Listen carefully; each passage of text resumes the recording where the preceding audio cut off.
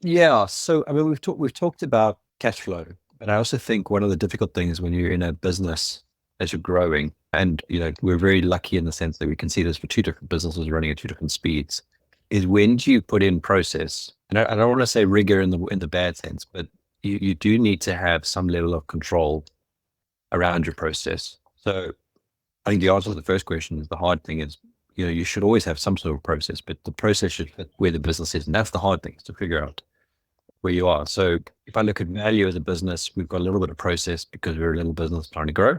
And if I look at Phoenix One, it's a slightly bigger business, but it's got 35 people now. So now you're starting to see a need for a process that ties things together. And there's a rule of threes and tens. I don't know which I don't know if you've ever heard of, but basically every time you have a multiple of three or there's a 10, so three, six, nine, or 10, 20, 30.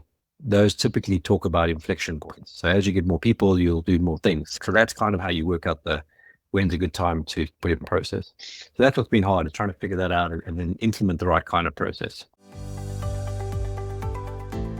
Yesterday, we had a very good day. We went to an event in London called FTT, and it was good because we had a stand and stuff, which if you're a vendor, obviously that's an important thing. It means you exist as some form of revenue generating business.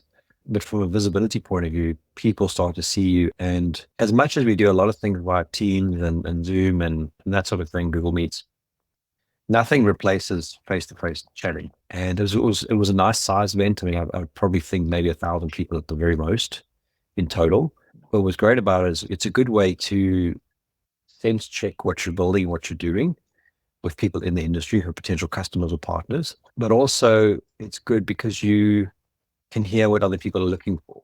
That also gives you some ideas to what needs to come. And then, as I say, from a partner's point of view, you can see who to work with as a part of that. So very good. And as exhausting as it can be, because you're literally walking around for 8, 9 hours a day, of the day at least, plus all the other stuff, your return from an energy level point of view or motivation, I think, is really good. So it was a very good day yesterday. The multiples of three and tens rule, because application of that, it's such a simple thing to look at. I'm trying to think of how to connect this, but sometimes you can feel like you need to do something and you can't think of why you need to do it because it's not an obvious thing. And that's kind of my fallback position to say, well, you should apply this rule. So as I look at our business now, we're with 35 people. We're going to probably get very close to 40 now. So 40 is already that next inflection point. And sometimes the inflections are small. So that's thing. But sometimes they get big. So if I look at 40, we're probably going to be at that stage for a while. So the next inflection will be, and the next major inflection will be probably at 60, which is how other businesses that I've been in have had that inflection at roughly 60 people.